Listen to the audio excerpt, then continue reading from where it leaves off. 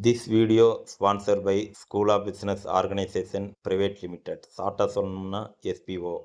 வீட்டில் இருந்தே வேலை பார்த்து சம்பாதிக்க ஆசையா?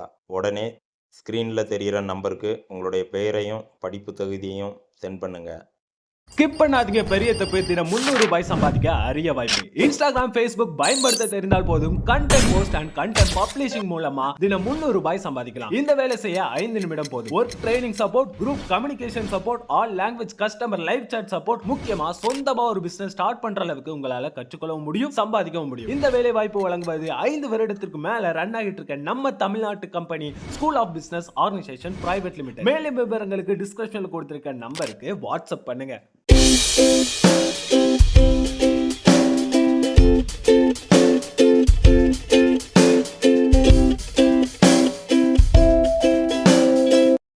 Hi friends, welcome to GSV VM Indians. இன்றைக்கி நம்ம சேனலில் வெங்காயம் வச்சு காரக்குழம்பு பண்ண போகிறோம். சின்ன வெங்காயம் வச்சு பண்ண போகிறோம். நம்ம பெரும்பாலும் வீட்டில் நம்ம எண்ணெயில் வதக்கி செஞ்சு பார்த்துருப்போம். இது எமர்ஜென்சியாக டக்குன்னு வைக்கிற மாதிரியான ஒரு குழம்பு தான். பேச்சுலர்ஸும் ஈஸியாக பண்ணிடலாம். கிராமத்து சைடில் பெரும்பாலும் இப்படி தான் பண்ணுவோம். எங்கள் ஊர் சைட்லலாம் இதுதான் புளிக்குழம்பு. அது எண்ணெயில் வதக்கி இதெல்லாம் வச்சுக்கிட்டு இருக்க மாட்டாங்க. டக்குன்னு நம்ம எமர்ஜென்சியாக இப்படி வச்சுட்டு போயிடுவாங்க. அதுவும் தென் மாவட்டங்களில், தூத்துக்குடி மாவட்டம் தென் பக்கம்லாம் இந்த பக்கம் தான் இப்படி தான் குழம்பு வைப்போம். அதே இது தான் உங்களுக்கு சொல்லி கொடுத்துருக்கேன். ஈஸியாக பண்ணிடலாம். வாங்க எப்படி பண்ணலான்னு பார்க்கலாம். இப்போ நான் அதுக்கு சின்ன வெங்காயம் 200 கிராம் எடுத்துருக்கேன். நல்லா பொடிசாக கட் பண்ணிக்கோங்க. ரொம்ப பொடிசாக வேண்டாம், ஓரளவு மீடியம் சைஸில் கட் பண்ணிக்கோங்க. ஒரு 2 பூடு அதை உரித்து எடுத்துருக்கேன். 2 பச்சை மிளகாய் சேர்த்துருக்கேன். கூடவே ஒரு தக்காளி, அதுக்கப்புறம் ஒரு நெல்லிக்காய் சைஸில் புளி கரைச்சி எடுத்துருக்கேன். புளி இதில் சேர்த்துக்கலாம். இப்போது மசாலாத்தூள் ஆட் பண்ணணும். அதுக்கு 2 டேபிள் ஸ்பூன் மல்லித்தூள் சேர்த்துருக்கேன். இது குழம்பு மசாலாத்தூளும் சேர்க்கணுன்னா சேர்த்துக்கலாம். அப்போ மல்லித்தூள், மிளகாத்தூள் நம்ம தனித்தனியாக சேர்க்க வேண்டாம். குழம்பு மசாலா இருந்தால் அதில் ஒரு 3 ஸ்பூன் சேர்த்துக்கோங்க. இப்போது 2 டீஸ்பூன் வத்தல் தூள் சேர்த்துருக்கேன். தேங்காய் அரைக்கணும். தேங்காய் நான் ஒரு 10 தேங்காய் எடுத்துருக்கேன், கட் பண்ணி சேர்த்துருக்கோம். இது கூட ஒரு சின்ன ஸ்பூனுக்கு ஒரு 2 ஸ்பூன் சோம்பு, 2 ஸ்பூன் சீரகம் சேர்த்து இதை நல்லா பேஸ்ட்டாக அரைச்சி எடுத்துகிட்டு வந்துடணும். பேஸ்ட்டாக அரைக்கணும், திருன்னு அரைச்சிடாதீங்க. இப்போ இதையும் நம்ம அதோட சேர்த்துக்கலாம்.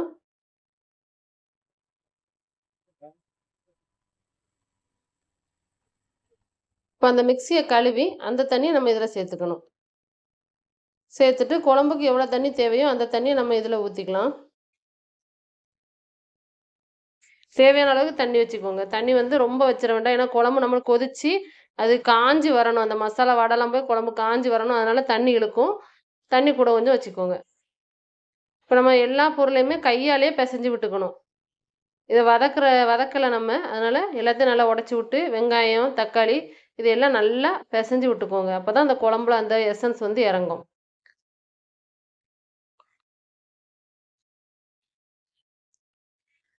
இப்போ தான் நம்ம அடுப்பில் வச்சு இதை கொதிக்க வைக்கணும். நான் மஞ்சத்தூள் போட மறந்துட்டேன், அதையும் சேர்த்துக்கோங்க. 1/4 டீஸ்பூன் மஞ்சத்தூள் சேர்த்து அதையும் நல்லா கலந்து விட்டுக்கலாம்.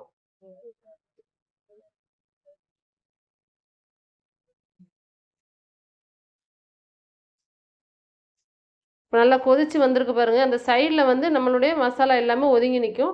அதையெல்லாம் எடுத்து விட்டு இந்த குழம்ப நம்ம வச்சுக்கணும். எப்படியும் சைடில் ஒதுங்க தான் செய்யும். அதை அப்பப்போ எடுத்து விடணும். அதுதான் குழம்புக்கு டேஸ்ட்டும் கொடுக்கும். இப்போ நல்லா ஒரு கொதி தான் வந்திருக்கு பாருங்கள். பாதி குழம்பு வத்திருச்சு. இந்த ஸ்டேஜில் தான் உப்பு சேர்த்துக்கணும். முதல்ல சேர்த்தோம்னா நம்மளுக்கு உப்பு தெரியாது. அப்புறம் குழம்பு வற்றி வரும்போது உப்பு அதிகமாக இருந்த மாதிரி இருக்கும். அதனால் கொஞ்சம் குழம்பு நல்லா கொதித்து காஞ்சி வந்ததுக்கப்புறம் நம்ம உப்பு சேர்த்துக்கலாம்.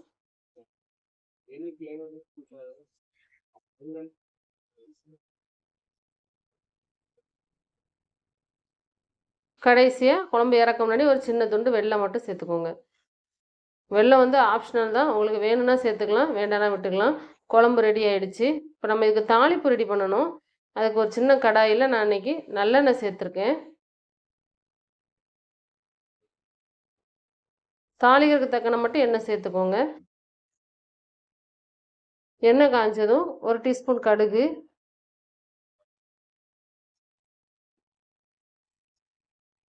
கடுகு பொரியவும் ஒரு 1/4 டீஸ்பூன் வெந்தயம் சேர்த்துக்கோங்க.